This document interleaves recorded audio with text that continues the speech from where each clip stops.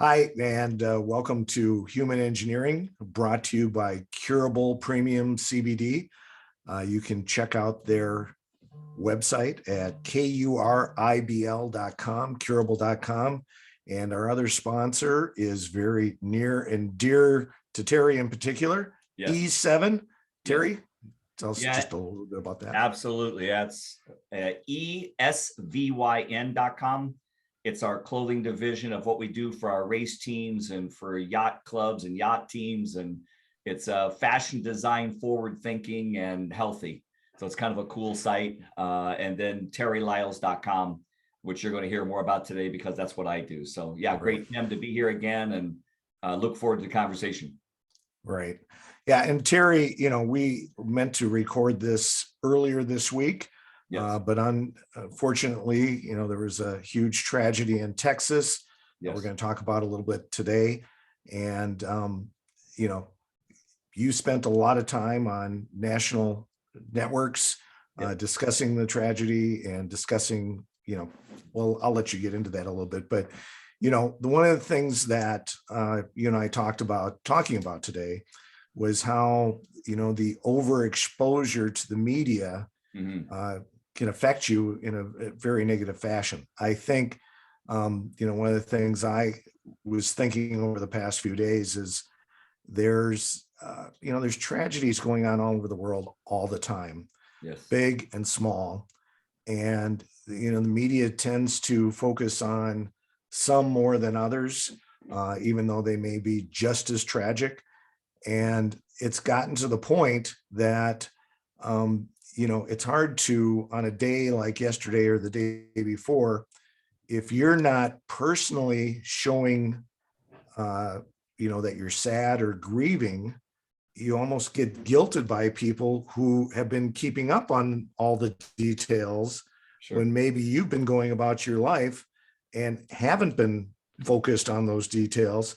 And it's, like I mentioned earlier, it's almost like they're saying, how can you possibly keep living and going on with your life when this is happening? Right. And, it's terrible. We grieve for, the children and their parents and the teachers, but, life goes on. And don't mean to be cold, don't mean to be callous, but we have to live.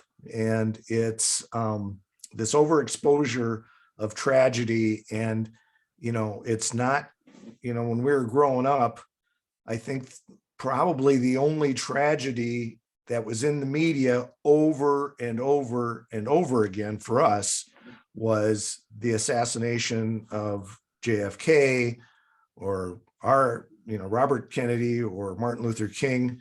Those things. Vietnam War, just old school stuff, But even though it carried on for a week, it still wasn't the way the 24/7 media coverage that we have now. So how do we deal with this, Terry? Well, thanks for the opportunity, Tim. Okay. You're right. I mean, since this all took place this week, I've been in a lot of different programs, from, the media to podcasting like we're doing now, and talking about several things. How could this happen? Mental health awareness, recovery from a tragedy, how to get back to normalcy, all these, which are very important topics. And we'll get into a few of those in a bit, because it's primarily what I teach on a regular basis, because a company can have a tragedy. It may not be loss of life or limb, but they filed bankruptcy and they have 5,000 employees that are affected by that. So grief comes in a lot of different stages. But as you said, condolences to the family, the community in Texas for the shooting. I have a 9-year-old son. We sent him back to school the next morning, had to have a tough conversation with him that, there was a shooting in Texas and it was an elementary school. And we'll talk more about the appropriateness of how much do we say to whom and how often. But yeah, it's tough, but the recovery speed is a part of it. And, I want to say this because, this is a podcast. We can do whatever we want. So it's interesting. I do a lot of media, that I have been for years. And, the media, their responsibility and job is to report on what they deem as important to the community, i.e., or the country or the world, depending on what your network is. I get that. I do a lot of it. I'm down for that. I'm in it. I do it. It's fine. But I go all the way back to 9/11, which the day that happened, it shook our world and it shook our nation, and it blew out 16 square blocks of New York City. For three and a half months, I was back and forth doing that. And it was interesting. And this is kind of not tongue in cheek intended, but it's true. This is how the media works. And it's not just the media's fault. I think it's also the sensationalism of what we expect. Like we almost want to be entertained, by the media, like a show. And I remember at the time Gary Condit was up for potential murder as a senator. And it was a girlfriend that he had, and they found her in the woods, and this whole thing was going on and on and on. 9/11 happened. Never heard another word about Gary Condit to this day. Right. What I mean? That's how fast news stories can change. So the media lives from one disaster, tragedy, crisis to the other because that's their business. And that's not a bad thing. It is what it is. However, I also saw that after 9/11, there were people, I lived in Florida then, live in Florida now, people that were calling in and saying, hey, I need some stress coaching and counseling. So they start talking about it. And they're like, I've got all these symptoms and I don't know what's happening. And are you from New York? No. Did you know anybody there? No. Okay, so why is the 9/11? Well, because it could happen here. Yes, it could. How much media do you watch? Nonstop. It's on all day. I go from one to the other. I go, listen, you've created a media PTSD. You got to regulate that. So I think that's what we want to get into is how much is too much information, knowledge, information itself, and how do we regulate that with ourselves, our communities, and with our kids?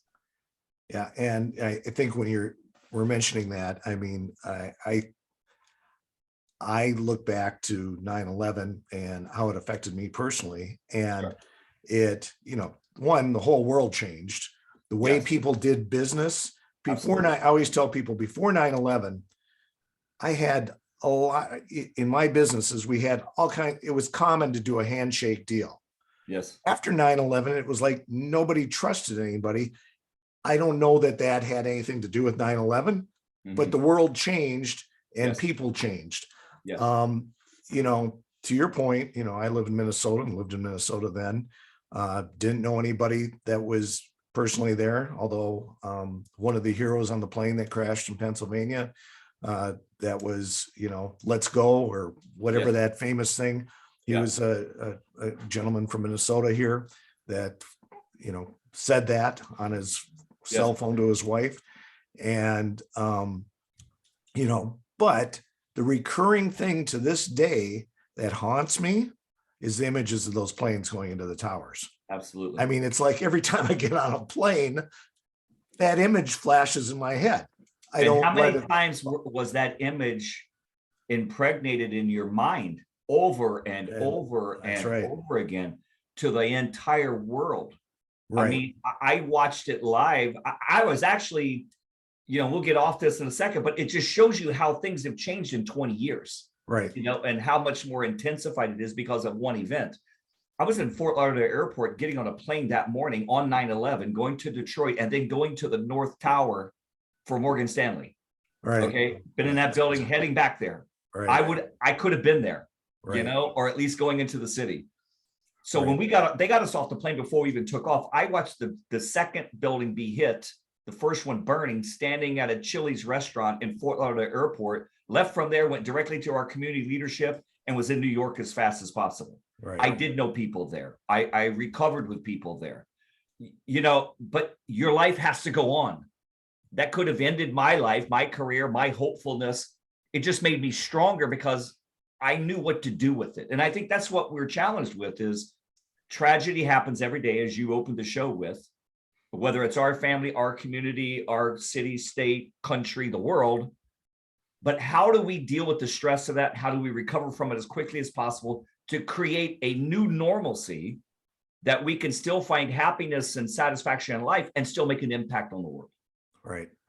And, I'm curious, as we talk about this media influence and these images that we keep seeing over and over and over, I'm looking for your comments on this, but I think the same things that happens to us that are watching these Yeah. events unfold affects people in different ways. Absolutely. You know, somebody like the shooter in Texas watches shootings, video games Mhm. nonstop. Right. All of a sudden, it's affected him, and in a different way. It's, I'm not saying that's what happened in this case, but I think a lot of those cases, when they talk about copycat murders and those type of things, Sure. Sure. it's a copycat because not somebody wanted to do it, but they saw that and all of a sudden they were influenced by it. And, whether it was over and over and over again or not, that had an effect on them, and the effect was negative. They went out and fulfilled something that they shouldn't have done. And that's, Yep. without getting political, I think that's the bigger discussion of these events as well. When they happen, politicians right away go to policy and laws and everything. And, at the end of the day, if you just take all that out of there and analyze the situation, Yep. there's something deeper at this from a psychological standpoint, in exactly what you study, Terry, Yep. that really was the cause of these things. And it virtually had nothing to do with the other things, because as far Yep. as I know, murder of any kind is against the law. So we already have a law against that. Sure. So Sure. that's going to continue to happen. A law doesn't change things. Yeah, no. It's got to go Laws much deeper than have to that. be enforced, Right. and laws can, does anybody really out there know how many laws are on the books? I heard that in Washington, as our country, we have hundreds of thousands of laws on the book over the past 220, 30 years. Right. Right, good luck. Go find that law and then find out how to, prosecute with or against. That's why we have a Supreme Court. We have more laws than we know what to do with. Right. I think psychologically, obviously, there's an angle here. Mental health is obviously an angle here. Some mental health is not developed at birth. Some mental health issues and psychoses and psychological defects, if you will, disorders, whatever word we choose to use, depending on who you're going to offend or defriend, some of it is acquired psychosis. So as an example, to your point, if I have a young person that watches, video games every day that's killing people over and over and over again, and I become anesthetized to that. In other words, I'm numb to the fact that I just killed 300 people this week on my video game. At some point, that's just like going to the store. I mean, it's like, hey, I get in my car, I go, I come back. People step out of that fake world and step into reality and think it's the same thing. It's not. Right. So I think that's where, like, our 9-year-old, he doesn't watch those kind of video games. We don't Right. allow him to. He doesn't really even want to, because we've shared with him, look, if you want to be evil, this is how you become it. So here's my comment on the deeper fact. We're living in an age in a world of evil.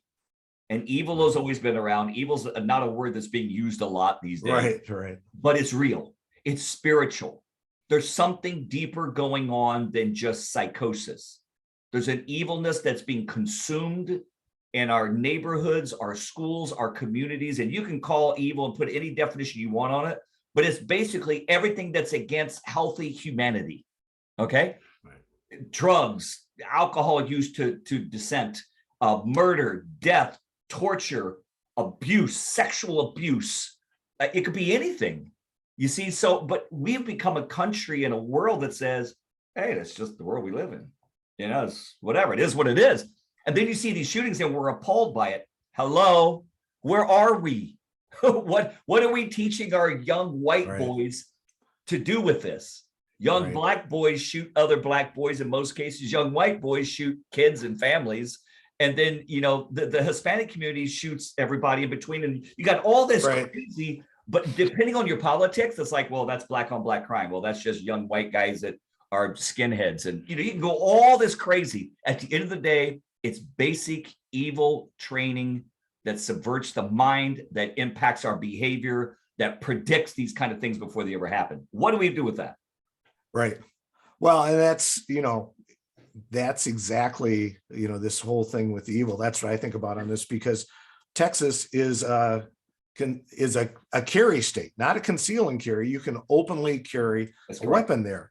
And if you look at the number of people carrying weapons there and compare that to any place in the world, why aren't there more shootings? Why aren't more people losing their temper, pulling their gun out and shooting a guy because they had an argument? Because they're afraid the dude next to them or the chick next to them has got a better gun than they do, because it's an equal carry, you see? So, whether you're pro-gun, anti-gun, that's not really the issue. I think the issue is there's a standard that has been set in our country that doesn't address the core problem. So we treat symptoms. We don't treat the problem. We're treating symptoms. Oh, how do we react after a shooting? Well, what about beforehand? What about how we're implanting this information into our young people, into our families? We, as a community, as society, have to take responsibility and not blame other things or other people for the demise of our culture. We all need to step up and be better people.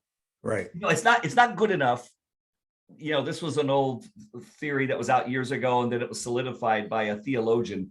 He said, this was, I don't know, 1,000 years ago or so. He said, it's not good enough for good men not to do evil. Good men must do good. Right. Okay. And that's and I don't mean men, women, gender, pronoun, but this is just what it was. That's the quote. Okay. Right. So that's a whole nother podcast. Right. And I don't think we're going to get into that one. I don't even know what I am anymore. I don't know either. But my point is, it's not enough that we just don't do evil. We must do good. We've got to stand up and say, look, I'm going to make an impact in my family, my community, my city, my state, my country. And you can call that political. You can call that spiritual. You can call that psychological, whatever term you want to use.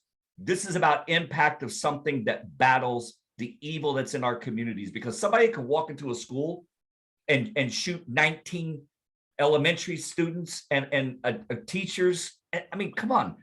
That doesn't even compute with most logical people. Right. Something's wrong.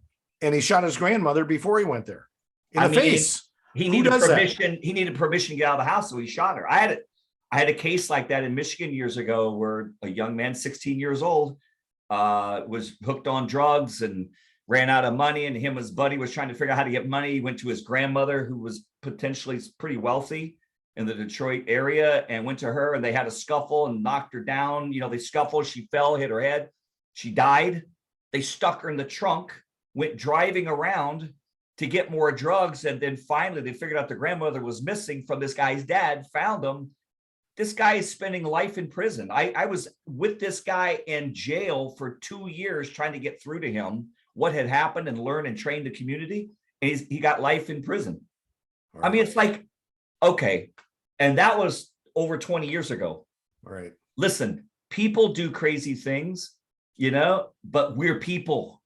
And it's our responsibility to identify it, correct what we can, and recover from it, and go back to what you said at the top of the show. How do we get back to normalcy after things like this happen?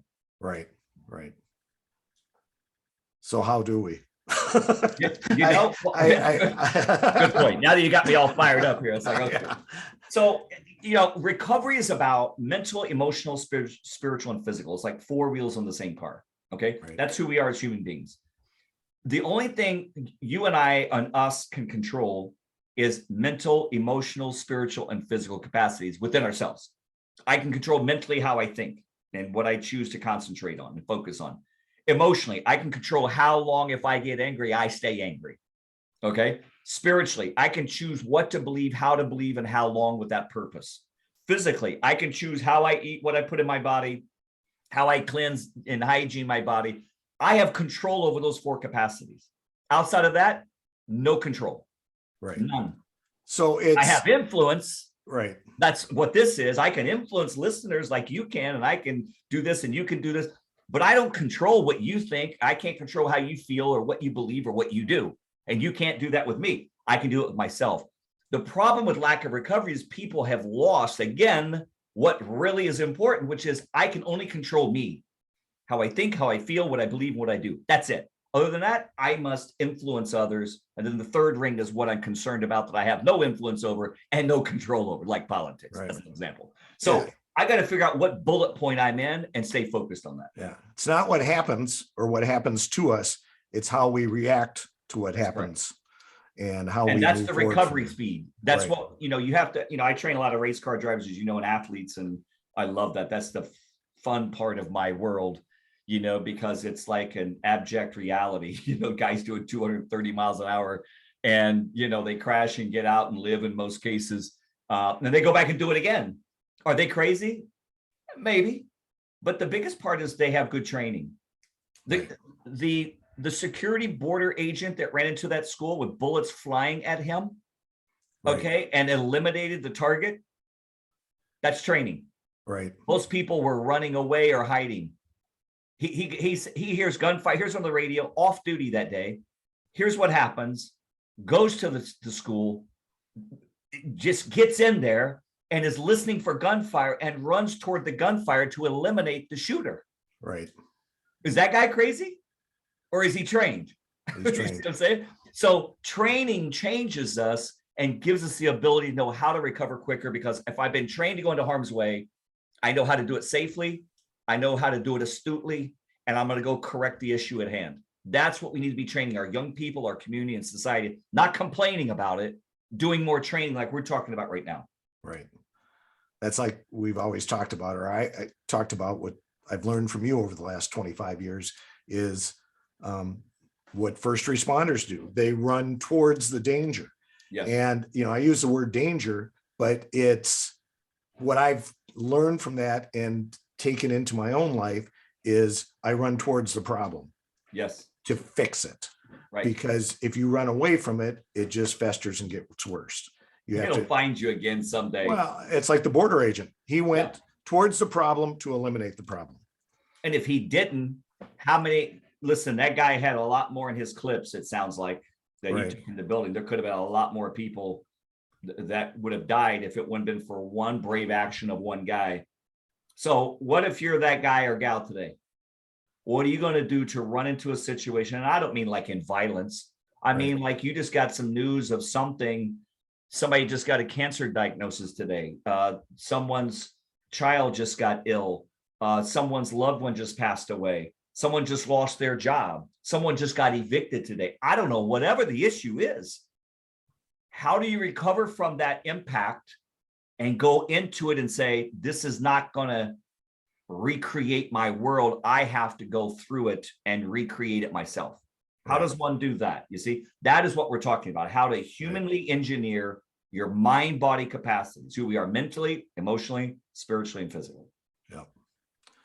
Well, that's great. Well, we'll continue to talk about these subjects. They always kind of spin around and come back to the same thing. Yes. But, I think all of these different approaches and things gets us to the goal, Yes, so. Absolutely. And, just really appreciate everybody, tuning in, as we used to say back in the day in the radio day. I still use as a tag sometimes on email, and the young people would be like, tune in. Am I a piano? Right. Tune in next time. You and our old radio guys, right? Yep. So, and you know what? I do want to mention this before we go. So terrylyles.com, TERRYLYLES.com has a lot of resources there, free impact stuff. One of them that we have on there is a manual just for this type of tragedy. It's called Caught in the Crossfire. It's a free PDF download. All you have to do is go to terrylyles.com. It's on the front page. You can download that and send it to as many people as you want. We don't charge for it. With Publishers Grace, we give this away like we do for the hurricane season. We're starting here in Florida now. And, any kind of tragedy, the COVID tragedy, we have recovery manuals, which is what we've been talking about. How do you recover from that? All three, mind, body, and soul, spirit. How do you do that? It's a 30-page manual, free giveaway. So please, if you are impacted or other people that have been impacted by any kind of tragedy, it's a free giveaway. Great. Yeah. And those resources, Terry, you have are great. You've had them going way back to when we were working together in the publishing company. So absolutely. Anyway, thanks, Terry. Thank you to everybody for joining us at Human Engineering, brought to you by curable.com, Kuribl.com, and E7, ESVYN. YN, you got it. .com. I know it's so All right. irregular. Yeah. That's Yeah. cool. And All right. terryhiles.com, and just look forward to the next show. And until then, you know what? All of us just need to go out and stand up and make a statement about what we believe and what we do and go make an impact, not just be neutral. There is no such thing as a neutral impact. Yeah. We either are a bad influence or a good influence. Let's be a good one. Let's be a good one. That's right, Terry. Thanks, Great. Tim. Thanks, Terry. Yep. Thank you.